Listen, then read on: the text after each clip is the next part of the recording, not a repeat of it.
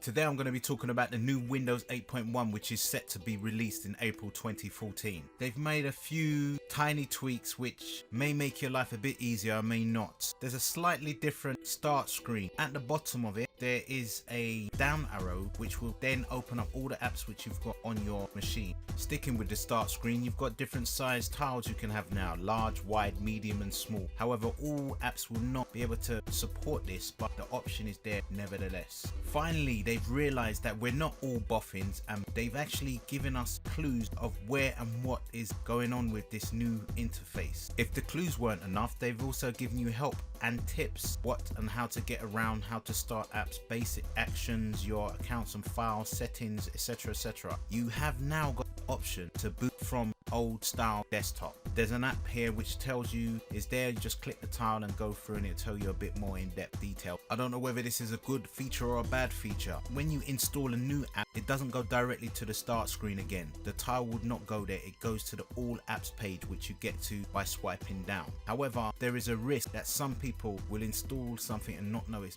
been installed and reinstall it and keep reinstalling. This next feature is showing a weakness on the Microsoft side. It's kind of looks like they're trying to play up to the iPad. They've got a new lock screen which you can play a slideshow of photos on your device just like the iPad. It doesn't show confidence to me. Come up with your own idea, even if it's worse. It's your idea. There's also a new Internet Explorer with this new 8.1. I'm not too sure whether it'll be any good, but at least they show you the website you are on when you are there. The web page will always be visible, which is better. They've taken heed that people have digital cameras in this world and given you extra capability to edit photos with their new photo app. Hopefully it's better than the last and it's more encourageable for people to actually take pictures and edit them. They've enhanced their search features. When you search for popular places, they give you more tips and more information on that particular place or person. If you are searching for an artist, sometimes they even bring up certain songs which you might like of their artist. There's also a new split screen feature which will allow you to split screens into 4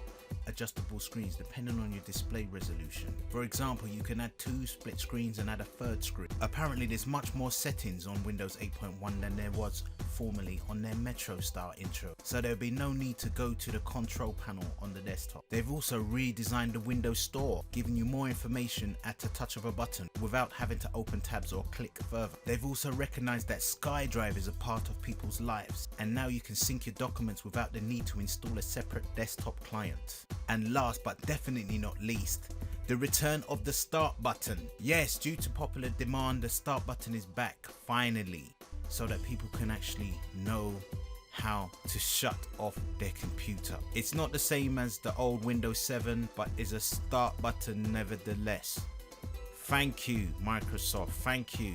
At last, we can actually turn off our computer without having to go through thousands of manuals and documents and phoning people, etc, just to turn off the computer.